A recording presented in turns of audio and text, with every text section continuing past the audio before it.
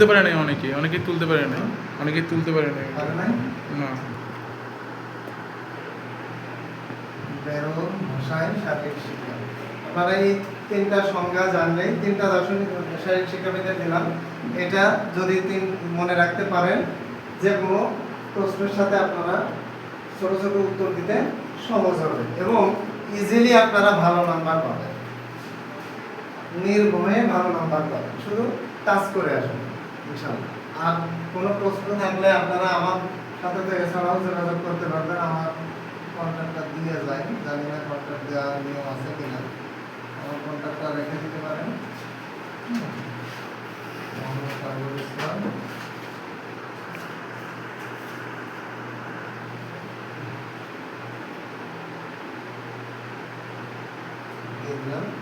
হোয়াটসঅ্যাপের সঙ্গে আছে। আপনারা যে কোনো প্রশ্ন শারীরিক শিক্ষা বিষয়ক। তাহলে এই বেরোন ভাষায় যে সংজ্ঞাটা, এটা কিন্তু সবচেয়ে উৎকৃষ্ট মানের সংজ্ঞা। বিভিন্ন জায়গায় আমরা বিভিন্ন প্রতিষ্ঠানে যখন গিয়েছি, আমরা তো বিকেএসপিতে অনেক খেলাধুলার উপরে পিজিডি করতেছি, পোস্ট গ্রাজুয়েশন অফ স্পোর্টস, তো সেখানেও এই বেরোন সংজ্ঞাটাই বেশি চলছে। হ্যাঁ, আর লুডভিগ ফ্রেডরিকের যে সংজ্ঞাটা, উনি শুধু শিক্ষার্থীদের মানসিক অবস্থাটাকেই প্রাধান্য দিয়েছেন, যে শিক্ষার্থীরা শারীরিক সুস্থতা থাকবে এবং মানসিক দিকটা প্রস্ফুটন করবে। মানে শিক্ষক ছিলেন, শিক্ষার্থীকে সামনে পেয়েছেন বেশি, শিক্ষার্থীদের সংখ্যাটাই বেশি দিয়েছেন। তো উঠাইতে পারছে সবাই? ওকে, ঠিক আছে।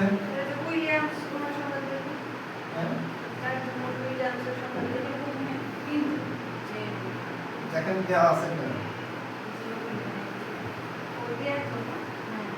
আচ্ছা, এবার আমরা আসবো যে মূল কথা, এই এতগুলো জিনিসের মূল প্রতিপাদিত বিষয়, যে আমরা মূল কথা যা আলোচনা করলাম, এই কথাটা ঘুরিয়ে ফিরে আপনারা প্রত্যেকটা সংজ্ঞায় রাখবেন। সেটা হলো শারীরিক শিক্ষা শুধু ব্যায়ামই নয়। দেখেন, শারীরিক শিক্ষা শুধু শারীরিক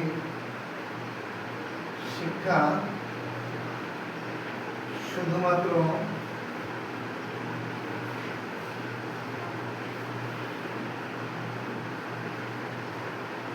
ব্যায়াম দ্বারাই সীমাবদ্ধ নয়।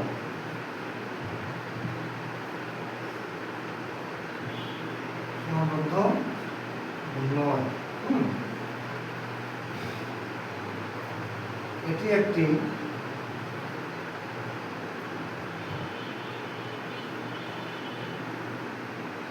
শারীরিক যত্নের মাধ্যমে, যে একটি শারীরিক যত্নের মাধ্যমে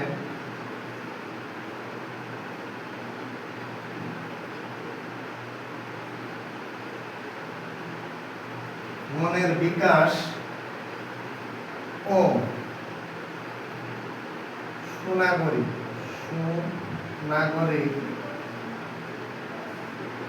হিসেবে পরিস্থিতি গড়তে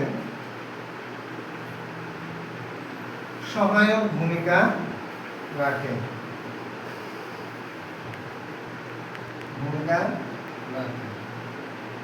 এই আমার শারীরিক শিক্ষার সংজ্ঞা বিষয় যত ধরনের কথা আসুক এইটুকুর মধ্যে সীমাবদ্ধ।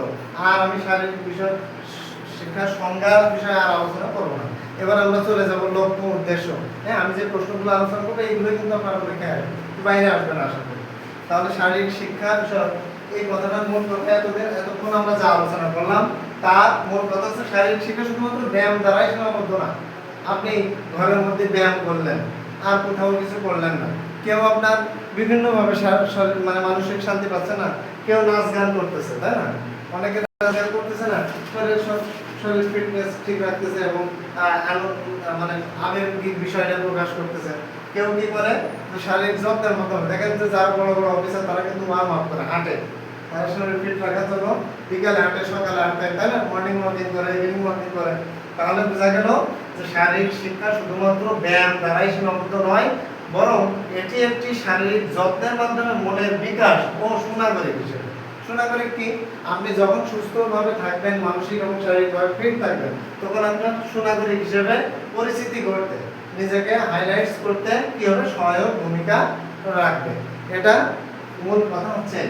এবার আমরা চলে আসবো শারীরিক শিক্ষা বিষয়ের লক্ষ্য, উদ্দেশ্য, প্রয়োজনীয়তা। আচ্ছা, আমরা একটা জিনিস আগে বুঝি যে লক্ষ্য কি, উদ্দেশ্য কি। এই জিনিসটা আপনারা অনেকে বড় হয়ে গেছেন, তারপরও প্রয়োজনীয়তা কি? বড় হয়ে গেছেন তো এই শব্দগুলো সহজ, কিন্তু বুঝেন না অনেকেই।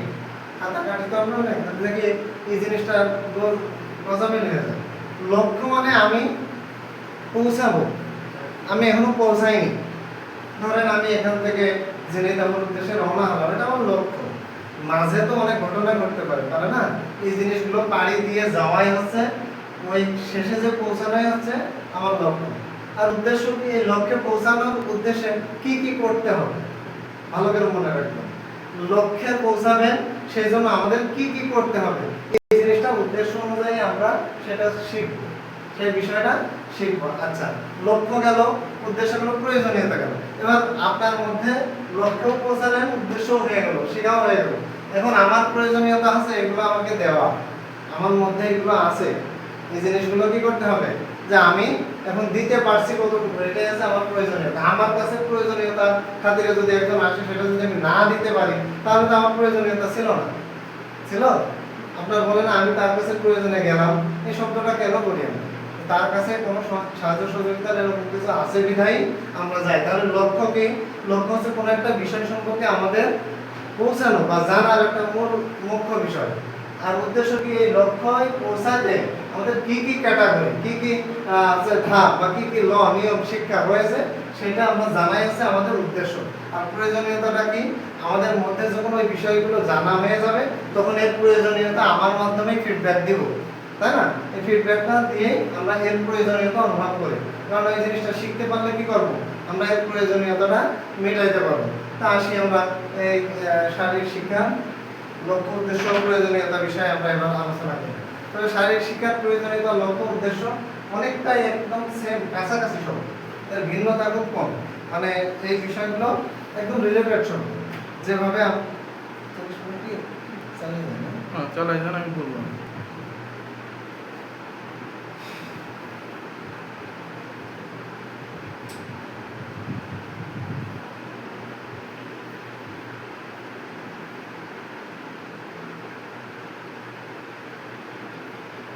এর আগে তো আপনাদের শারীরিক শিক্ষার মানে বিষয়ে কোথাও কেউ কোনো বিষয়ে ইয়ে করেননি না, মানে পড়ালেখা তো করেননি, এই প্রথম। আচ্ছা, আমাদের একটা জিনিস হলো শারীরিক শিক্ষা, দেখে নেন, শারীরিক শিক্ষা গুরুত্ব ও প্রয়োজনীয়তা। গুরুত্ব ও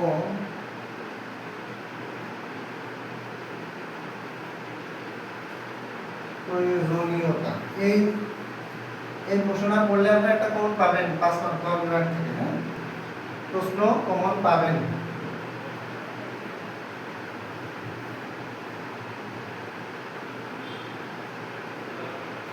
মানে শারীরিক শিক্ষার গুরুত্ব ও প্রয়োজনীয়তা 1 নম্বর। হ্যাঁ, 1 নম্বর হচ্ছে শারীরিক সুস্থতা ও স্বাস্থ্য উন্নয়ন। শারীরিক সুস্থতা ও স্বাস্থ্য উন্নয়ন।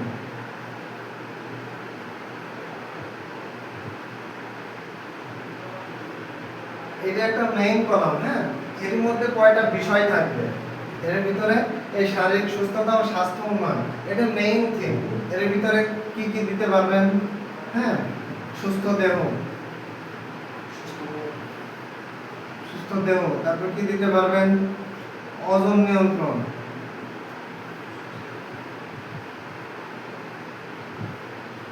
আর কি দিতে পারবেন? রোগ প্রতিরোধ ক্ষমতা, রোগ প্রতিরোধ ক্ষমতা, আর কি দিতে পারবেন?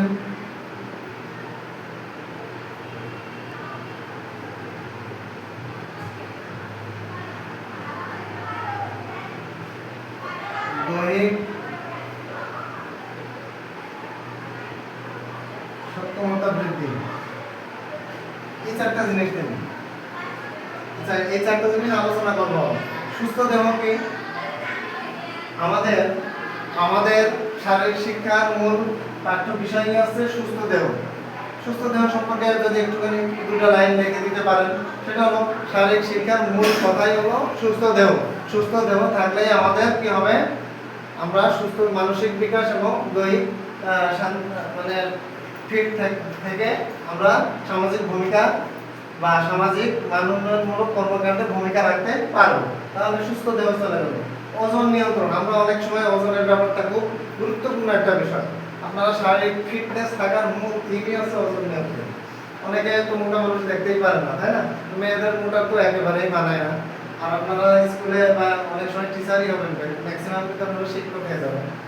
এই ওজন নিয়ন্ত্রণ বিষয়টা হচ্ছে আমাদের ফ্যাট, ঠিক আছে? ফ্যাটটা কিভাবে নিয়ন্ত্রণ করবো আমরা, এইটাই হচ্ছে পরবর্তীতে আমাদের নিউট্রিশন একটা বিষয় আছে, ওখানে আলোচনা করবো। আমি আজকে শুধু আলোচনা করতেছি যে এই শারীরিক সুস্থতার মধ্যে কি কি বিষয়গুলো: সুস্থ দেহ, ওজন নিয়ন্ত্রণ, রোগ প্রতিরোধ ক্ষমতা। আমরা যেসব কাজগুলো করলে রোগগুলো না হয়, বিভিন্ন ধরনের প্রাথমিক রোগগুলো, আমরা তো ডাক্তার না, তারপরেও প্রাথমিক বিষয়গুলো জানি যে একটু নষ্ট পানিতে নামলে অবশ্যই ঘা মোছল আনতে পারে, নামবো না। ভালো জিনিসগুলো যেভাবে প্রাথমিক নলেজ যেগুলো সেগুলো আমরা সেট করে চলবো। দৈহিক সক্ষমতা বৃদ্ধি, দৈহিক সক্ষমতা বৃদ্ধির জন্য আমরা সুস্থতার একটা প্রধান আলোচ্য বিষয় আছে দৈহিক সক্ষমতা। শারীরিক শিক্ষার একটা আলোচ্য বিষয়, এটা পরবর্তীতে পাবেন। এই সক্ষমতাটা কিন্তু খুব গুরুত্বপূর্ণ একটা বিষয়, সেটা হচ্ছে আমাদের শারীরিক সুস্থতার সাথে এটা রিলেটেড। তাহলে আমরা শারীরিক সুস্থতা ও স্বাস্থ্য উন্নয়ন, এটা প্রধান একটা থিম ছিল। এর ভিতরে চারটা বিষয় ছিল। এই চারটা বিষয়ে আপনারা শুধু শিরোনাম দিয়ে দিলে হয়ে যাবে, আলোচনা করার দরকার নেই। 2 নম্বরে যাব। এটা কিন্তু বড় প্রশ্নে পাবেনই, ঠিক আছে? 2 নম্বর হচ্ছে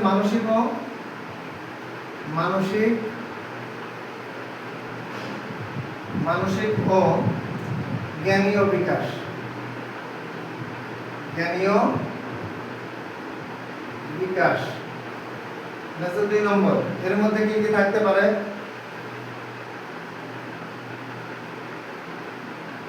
মানসিক চাপ হ্রাস, তারপরে থাকতে পারে মেধা ও মনোযোগ বৃদ্ধি। মেধা ও মনোযোগ বৃদ্ধি। 3 নম্বরে কি থাকতে পারে? আত্মবিশ্বাস। 4 নম্বরে কি থাকতে পারে?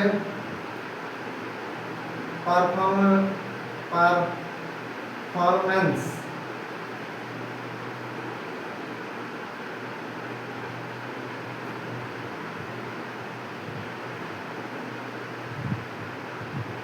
সৃষ্টিতে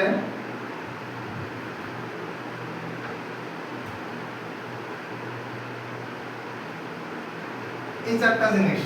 তাহলে মানসিক ও জ্ঞানীয় বিকাশ, 2 নম্বরে মানসিক ও জ্ঞানীয় বিকাশ। এর মধ্যে কি কি থাকবে? মানসিক চাপ হ্রাস। আচ্ছা, হ্রাস মানে কমানো।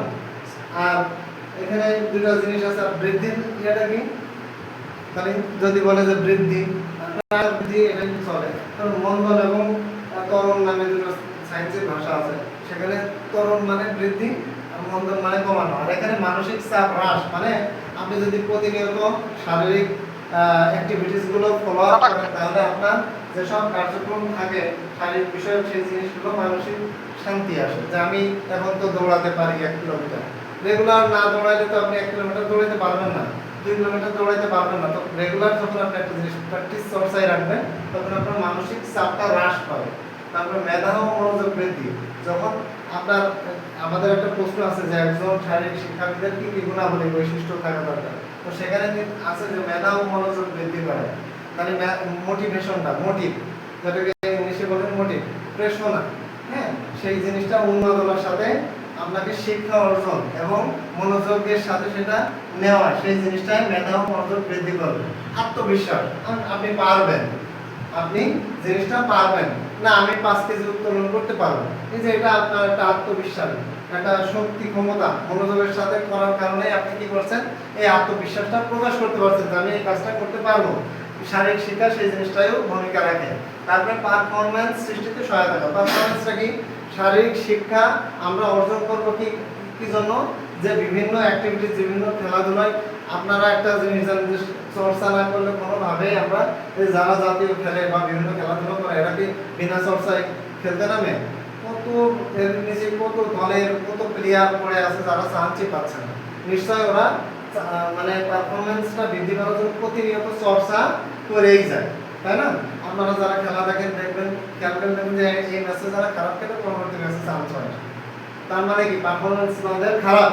তাহলে শারীরিক শিক্ষার একটা বিষয় আছে, প্রতিনিয়ত পারফরমেন্সটা সৃষ্টি করতে সহায়তা করবে। আচ্ছা, সবাই বুঝতে পারছেন? 3 নম্বর আসবো। আর এই যে পয়েন্টগুলো দিচ্ছে, পয়েন্টগুলো কিন্তু আমার একান্ত নিজের তৈরি করা। এই জিনিসটা যদি আপনারা দিতে পারেন ভালো রেজাল্ট করতে পারবেন। আচ্ছা, সামাজিক গুণাবলী 3 নম্বর হচ্ছে সামাজিক গুণাবলী। সামাজিক গুণাবলী ও শৃঙ্খলাবোধ।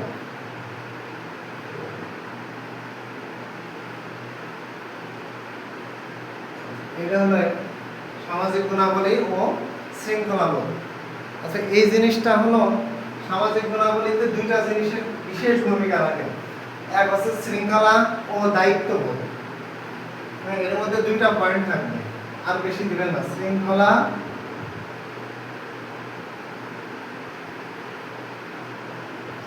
ও দায়িত্ববোধ।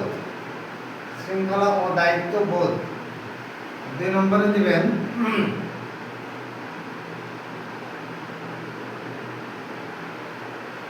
দলগত কাজে সহায়ক ভূমিকা রাখা। এই দুটোই দিবেন, তবে 3টা আমি দিয়ে দিচ্ছি। 3টা বিষয় যদি মনে রাখতে পারেন তা আরো ভালো। এই দুটোই মূলত সামাজিক রিয়ালাইজেশন, খেলাধুলার মনোভাব। এটা আমি ওইটার মধ্যে থাকেই শারীরিক শিক্ষা, খেলাধুলার মনোভাব সৃষ্টি। খেলাধুলার মনোভাব সৃষ্টি। দেখেন, সামাজিক গুণাবলী ও শৃঙ্খলাবোধ। খেলাধুলা কিন্তু একটা বিশাল একটা ডিসিপ্লিন রক্ষার জন্য ভূমিকা রাখে, এটা জানেন তো? খেলাধুলায় অসামঞ্জস্যতা রাখে না। প্রয়োজনে একটা প্লেয়ার চেঞ্জ করে ডিসিপ্লিন নিয়মানুবর্তিতার সাথে আরেকজনের নামাবো, কিন্তু একসাথে তো সব মজামিল করে এখানে কোনো নীতি ফলো আপ করা হয় না। তাহলে খেলাধুলার প্রথম কাজ হচ্ছে শৃঙ্খলা ও দায়িত্ববোধ। এই কতগুলো স্ট্রাকচার দেখবেন যে কত কিছু স্ট্রাকচার, কতগুলো ল, কতগুলো নিয়ম নীতি ফলো আপ করে একটা খেলাধুলা সম্পাদন করা হয়। একটা খেলার দর্শক থাকে অনেক, কিন্তু প্লেয়ার থাকে কয়জন? ডিসিপ্লিন রক্ষাকারী, তো নিয়ম নীতি রক্ষাকারী, কিন্তু এর আনন্দবোধ সবাই পায়। বাংলাদেশ জিততেছে, কিন্তু আনন্দ আমরা এখানে বসে করি, তাই না? খেলা হচ্ছে কোথায়? আমরা আনন্দ বোধ করি এখানে, যদিও ডিসিপ্লিন এবং নিয়ম নীতিগুলো ওরা মেনে চলে। তাহলে আমরা কি বুঝলাম? যে খেলাধুলার দায়িত্ববোধ এবং শৃঙ্খলাবোধটা খুব স্ট্রাকচারপূর্ণ শারীরিক শিক্ষায়। দলগত কাজে সহায়তা এবং ভূমিকা রাখা, সহায়ক ভূমিকা রাখা। দলগত কাজটা কি? আমরা তো একসাথে কাজ করলে অনেক সময় ঝামেলা হয়, কিন্তু শারীরিক শিক্ষায় বলতেছে যে একজন একটা জিনিস যখন পারে, তো সবাইকে শেখানো সম্ভব হয় না, তো 1-2 জনকে শিখিয়ে দিয়ে একটা টিম বানায়। টিম বানিয়ে সেসব টিমগুলোকে ট্রায়াল দেওয়া হচ্ছে দলগত কাজে ভূমিকা রাখা। হ্যাঁ, এরপরে খেলাধুলার মনোভাব সৃষ্টি করা। শারীরিক শিক্ষার মূল কথাই হচ্ছে খেলাধুলার প্রতি মনোযোগ বৃদ্ধি করা। আমাদের শারীরিক শিক্ষার এটা একটা মূল তত্ত্ব, কিন্তু যে আমরা শারীরিক শিক্ষা বলতে আমরা কি বুঝবো? যে মূলত খেলাধুলার প্রতি অনুপ্রেরণা যোগানো।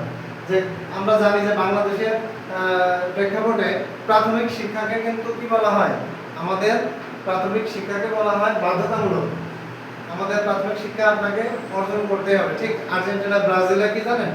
এই প্রাথমিক শিক্ষা যেমন আমাদের বাধ্যতামূলক, ওদের দেশে মানে বাধ্যতামূলক হচ্ছে ফুটবল খেলা। আর্জেন্টিনা, ব্রাজিল এগুলোতে ফুটবল খেলা। আমার ওই যে সুইজারল্যান্ড, নেদারল্যান্ড, আয়ারল্যান্ড এদের দেশগুলোতে আমার যে ভলিবল, বাস্কেটবল, টেবিল টেনিস এগুলো খুব বাধ্যতামূলক। মানে খেলাধুলা আছে শারীরিক ফিটনেসটাকে খুব প্রাধান্য দেয়। আর আমরা কি করি? আমাদের হাডুডু খেলা যা একজন আরেকজনকে টেনে ধরা বোঝায়। আপনি ভালো কাজে গেলে আর টেনে ধরাই শেখাবে। যারা ওইরকম না, আমরা খেলাধুলার প্রতি মনোভাব সৃষ্টি করব। আপনারা যারা শিক্ষক হবেন তারা স্কুলে যে ছাত্রদের অন্তত এই 3 নম্বর পয়েন্টটা একটু ফলো আপ করাবেন, ঠিক আছে? আচ্ছা, মূলত আমার শারীরিক শিক্ষার প্রয়োজনীয়তা এই 3টা বিষয় কিন্তু পারাম, 3টা শিরোনাম দিয়ে দিলাম। এই 3টা শিরোনামই কিন্তু মেইন থিম, ঠিক আছে? তাহলে এই 3টা বিষয়ে আপনার শারীরিক শিক্ষায় গুরুত্বপূর্ণ ভূমিকা রাখে। এরপরে আমরা চলে আসবো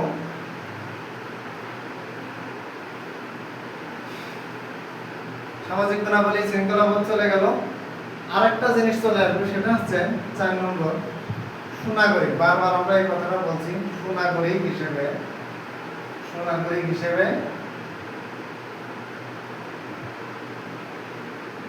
পরিচিতি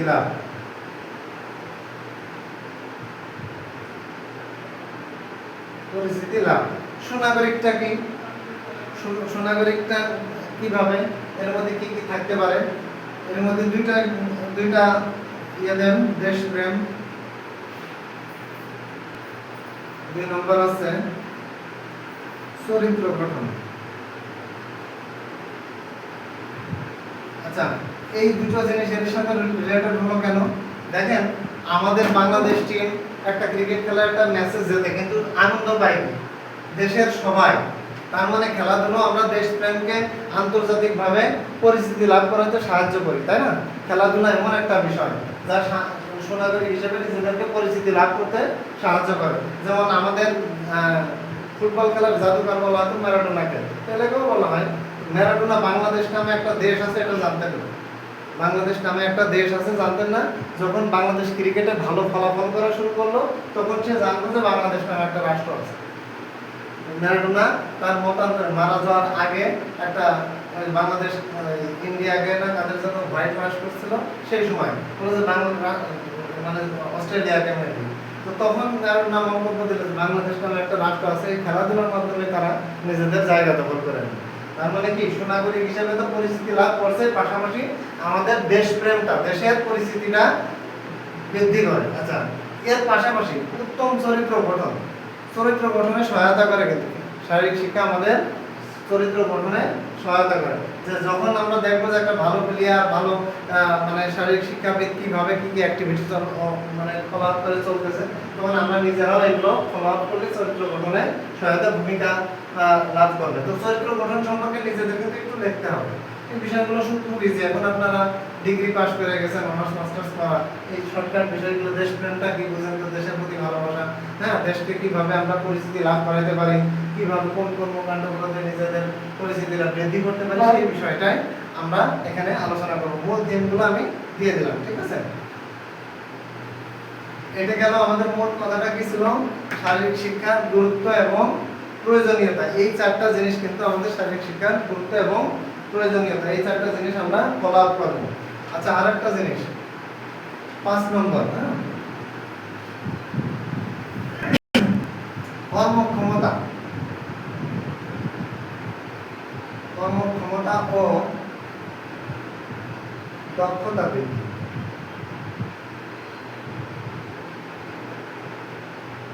কর্মক্ষমতা ও দক্ষতা বৃদ্ধি, এই বিষয়টা কি, এর মধ্যে কি রাখা যেতে পারে?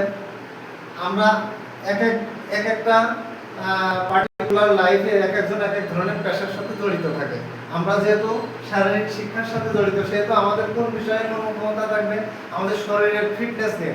আপনারা জানেন কিনা জানেন না, বিভিন্ন রেসলিং খেলা হয়, ওরা কি দিয়ে, অনেক টাকার খেলা হয় ওখানে, কিন্তু মানে বিভিন্ন চ্যাম্পিয়ন ইয়ে হয়, ওরা শরীর দিয়ে মায়ের খাচ্ছে, মায়ের খেয়ে হচ্ছে টাকা উপার্জন করছে। দেখেন, মায়ের খাচ্ছে, সরাসরি মারে, আমি দেখছি খেলায় সরাসরি মারতেছে, মায়ের খেয়েও তার পারফরমেন্স, এটা কি শারীরিক শিক্ষারই কিন্তু একটা বিষয়।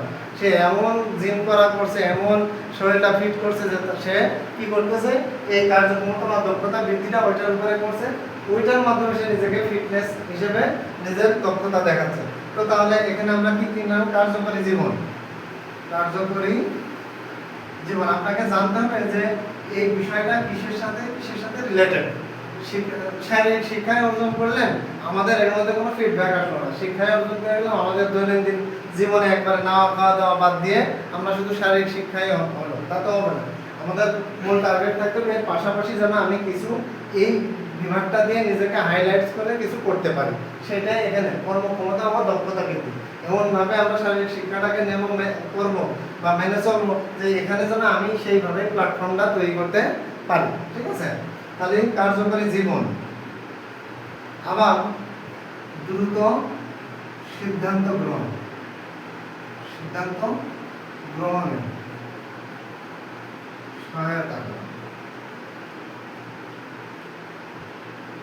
দ্রুত সিদ্ধান্ত গ্রহণে সহায়তা করা। সংক্ষেপে আমরা বলতে গেলে বোঝাই যে শারীরিক শিক্ষার কয়েকটা মানে ক্যাটাগরি আছে। যেমন কার্যকরী জীবন আমরা কোথা থেকে আনলাম, কর্মক্ষমতা, শারীরিক শিক্ষার যে বিষয় বিভিন্ন ইভেন্টস টোটাল করেছি সারা বাংলাদেশে। আমাদের জাতীয় ইভেন্টস হচ্ছে 21টি, মনে রাখবেন। গুগলে সার্চ দেবেন যে আমাদের বাংলাদেশে টোটাল শারীরিক শিক্ষা বিষয়ক ইভেন্টস কয়টি, 21টি। তার মধ্যে কিছুগুলো আমরা মেনে চলি, 17টা সারা বাংলাদেশে মেনে চলা হয়। তো 21টি ইভেন্টসের মধ্যে আমরা যে ইভেন্টসটা নিব, যেমন আমি যদি ক্রিকেট খেলাতে যাই, ক্রিকেট খেলাটা এমনভাবে নিব যেন আমি সেখানে কার্যকরী জীবন গড়ে তুলতে পারি। ক্রিকেট খেলা সংক্রান্ত বিষয়গুলো যেন আমি ফলো আপ করতে পারি।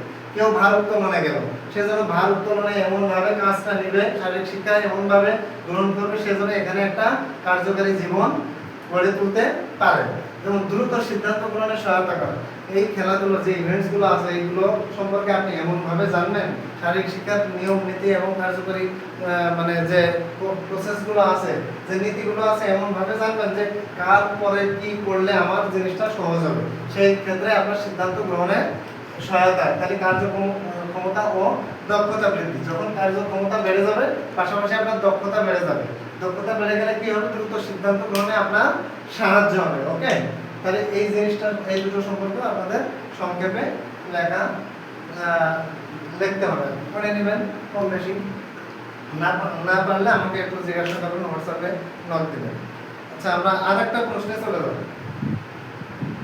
একজন শারীরিক শিক্ষাবিদ, ধরেন যে একজন শারীরিক শিক্ষক, তার কি কি গুণাবলী দরকার? এই প্রশ্নটা আপনাদের খুব ইম্পর্টেন্ট, এবার পরীক্ষায় ইনশাআল্লাহ থাকবে।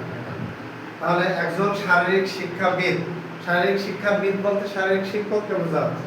এখন তার আমাদের শারীরিক শিক্ষাবিদ ওইরকম নেই। একজন স্কুলে আপনারা আগামীতে সরকারি শিক্ষকে যাবেন, বা সেক্ষেত্রে আপনার কি কি বৈশিষ্ট্য থাকা দরকার হয়, এই বিষয়টা কিন্তু একটা গুরুত্বপূর্ণ পার্ট। আপনারা বইয়ের ভিতরে দেখবেন বা নিজেরাও মানে ইয়ে করবেন, দেখবেন যে আপনাদের এই বিষয়টা আলোচনা আছে। তার আগে একটা বিষয় আলোচনা করে নেওয়া দরকার, সেটা হলো খেলাধুলা কত প্রকার।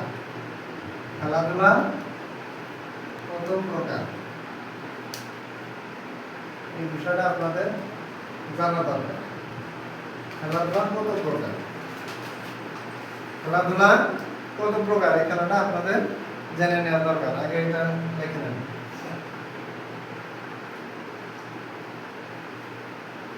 উত্তর, সাধারণত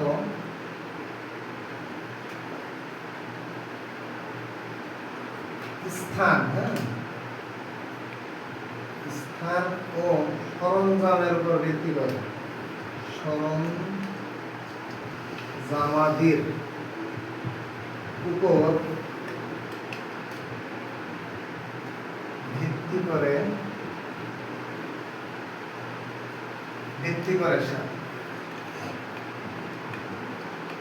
খেলাধুলা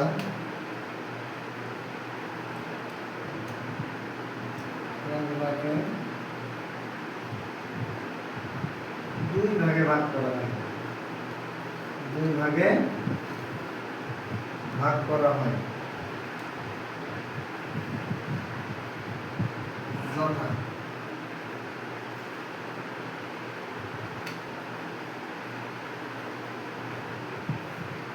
তাহলে আমাদের স্থান ও সরঞ্জামাদির উপর ভিত্তি করে খেলাধুলাকে দুই ভাগে ভাগ করা হয়। কি কি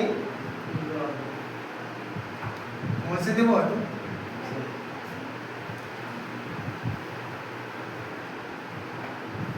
যথা এক নম্বর আছে ইনডোর,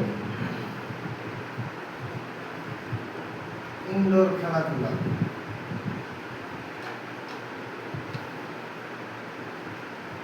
এটাকে ব্র্যাকেটে লেখা হয় ঘরোয়া, ঘরোয়া বলতে কি বোঝায় বোঝেন? ঘরের মধ্যে, রুমের ভিতরে, ঘরের মধ্যে বা রুমের ভিতরে, ঘরের মধ্যে বা রুমের ভিতরে।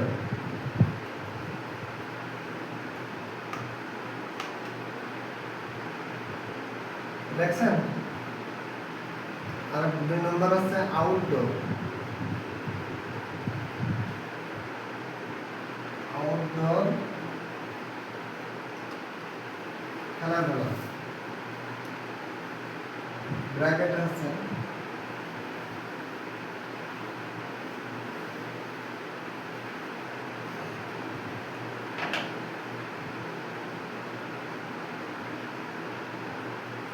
মাঠের খেলা।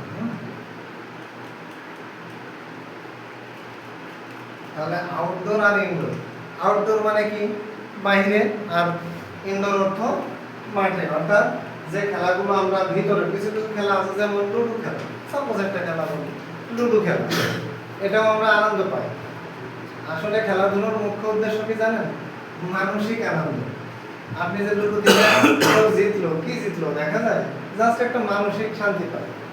আপনার কার্ড খেলা, তাস খেলা, তারপরে ক্যারাম বোর্ড খেলা আছে না, তারপরে হচ্ছে আপনার দাবা খেলা, তারপর অনেকে ইয়ে খেলা করে যে টেবিল টেনিস, ভিতরে, কিন্তু এগুলো মাঠের খেলা না, এগুলো বসে বা একই জায়গায় দাঁড়িয়ে খেলা হয়। এগুলোকে কি খেলা বলবো আমরা?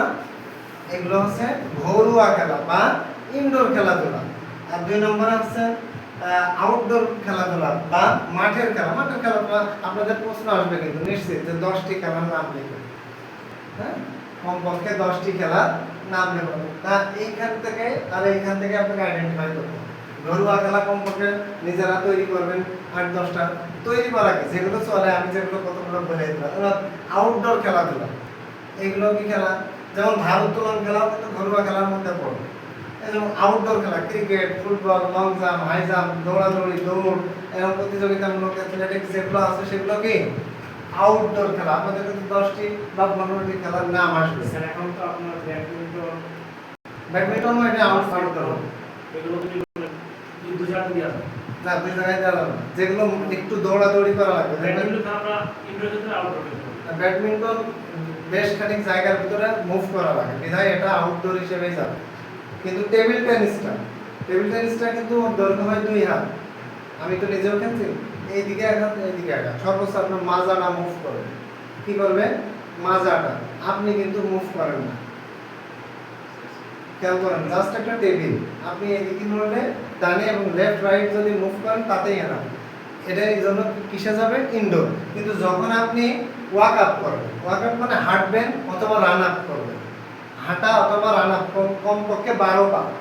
আমাদের আছে রনি স্যার, মানে বাংলাদেশের মধ্যে যিনি খেলা ম্যানেজমেন্ট করেন, উনি আমার টিচার, তিনি বলছেন কমপক্ষে 12 পা মুভ করবেন। এরকম জায়গা হইলে সেটা মাঠ পর্যায়ে চলে যাবে। কিসে চলে যাবে? মাঠ পর্যায়ে। 12 পা মানে বেশ বেশ দূরই হয়, একটা খেলার ছোট ঘরকে বোঝাবে। তো আপনাদের এখান থেকে 2টো প্রশ্ন কমন কিন্তু, বুঝতে পারছেন? আমি যে আলোচনাগুলো করতেছি নিশ্চিত ধরে রাখবেন ভালো কিছু জানার জন্য এবং পরীক্ষায় লেখার জন্য। এখান থেকেই পেয়ে যাবেন পরীক্ষা। তাহলে এখান থেকে আমরা যদি পেয়ে যাই তাহলে ইনডোর আউটডোর শেষ না? আচ্ছা, তাহলে ইনডোর আর আউটডোর 2টো খেলার মাধ্যমে আমরা কি পেয়ে যাচ্ছি? খেলাগুলো হচ্ছে প্রকার ভেদ সহ কতগুলো বিষয় পেয়ে যাচ্ছি। আচ্ছা, তাহলে চলে যাই আমরা অন্যদিকে। এবার খেলাধুলা 2 প্রকার। আপনার কিসের উপর? এটা স্থান এবং সরঞ্জামাদির উপর। প্রশ্ন এসে যাবে এইভাবে। হ্যাঁ, আর একটা প্রশ্ন আছে যে আমাদের কিছু কিছু আন্তর্জাতিক, আপনাদের প্রশ্ন এসে যাবে কয়েকটি আন্তর্জাতিক খেলার নাম লিখুন। পারবেন? কয়েকটি আন্তর্জাতিক খেলার নাম লিখেন। কয়েকটি আন্তর্জাতিক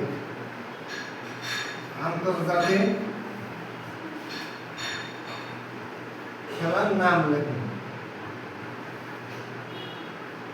নাম কয়েকটি বলতে ধরেন যে 5টি কমপক্ষে। হ্যাঁ, নাম লিখুন। তাহলে কি লিখবেন? আন্তর্জাতিক খেলা কি কি? যে খেলাগুলো সব দেশেই কম বেশি চলে। প্রথম 1 নম্বরে দিয়ে দেবেন ক্রিকেট। বর্তমান ক্রিকেটে সবচেয়ে বেশি মার্কা মারা। 2 নম্বরে কি দিয়ে দেবেন? ফুটবল। কি দিয়ে দেবেন? ফুটবল যেগুলো আন্তর্জাতিক খেলাধুলো। হ্যাঁ, 3 নম্বর দিলেন ব্যাডমিন্টন, যে খেলাগুলো সব জায়গাতে চলে, হ্যাঁ, সব দেশগুলোতে চলে। 4 নম্বর দিলেন টেবিল টেনিস। এগুলো কিন্তু আরো পড়া আছে, আমি এগুলো কোর্ট এগুলোর বিষয়ে অঙ্কন করে এগুলো দেখাবো। হ্যাঁ, 5 নম্বরে দিলেন ভলিবল। খেলতে দিবেন না আমাদেরকে? হুম, খেলতে দিবেন না? অবশ্যই সব আমি প্র্যাকটিস আপনাদের ট্রেনিং আমি কিন্তু সব কিছুতেই পারি, সুতরাং আপনাদের সবগুলোই দেখাবো। হ্যাঁ, আপনারা বিভিন্ন সময় প্যারেড কীভাবে করবেন, পিটি কীভাবে করবেন সেগুলো শিখতে হবে, এগুলো আমি সম্পূর্ণই পারি। আচ্ছা, তো এই বিষয় যেমন 5টি জাতীয় বা আন্তর্জাতিক খেলার নাম আসলে আমাদের বাংলা। এখন আরেকটা প্রশ্ন আসবে আপনাদের, এই প্রশ্নের রিলেটেড দেব, তাহলে এটা গেল। এর পাশাপাশি একটা প্রশ্ন আসবে, সেটা হলো জাতীয় 10টি খেলার নাম বলেন। জাতীয় আর আন্তর্জাতিকের মধ্যে পার্থক্য কি? আন্তর্জাতিক হচ্ছে সব দেশের আন্তর্জাতিক বলতে সব দেশের যেখানে সব দেশেই চলে, সবাই দেখে, সবাই বোঝে। আর জাতীয় বলতে আমাদের জাতীয়, আমাদের নিজের দেশ, যে কালচার, কৃষ্টি কালচার আছে, এই কালচারালে 10টি। যেমন আমাদের জাতীয়, এখানে প্রশ্ন কিন্তু আন্তর্জাতিক আর জাতীয় প্রশ্নটা মনে রাখবেন। ওই আগেরটা দিলাম আন্তর্জাতিক, এবার আরেকটা রাখলাম যে জাতীয়। হ্যাঁ, 5টি অবলিক 7টি, 7টি এটা কমন পাওয়া যায়। খেলা নাম লিখো, নাম লিখো। কি লিখবেন?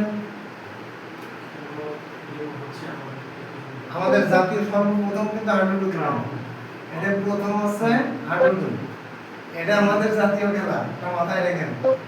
বাংলাদেশে আমাদের জাতীয় খেলায় মানে বাংলাদেশের প্রেক্ষাপটে যে খেলাগুলো আমাদের চলে, ঠিক আছে, যেমন দাবা খেলাও আমরা করি। দাবা খেলা কিন্তু একটা আন্তর্জাতিক খেলা, কিন্তু দাবা খেলা বাংলাদেশেও প্রচুর চলে। হ্যাঁ, ক্যারাম খেলা, তারপরে কি খেলা? ফুটবল খেলা। ফুটবল খেলা বাংলাদেশেও প্রচুর চলে। ক্রিকেট খেলা, এটা কিন্তু আন্তর্জাতিক সহ আমাদের দেশীয় ভাবে চলে।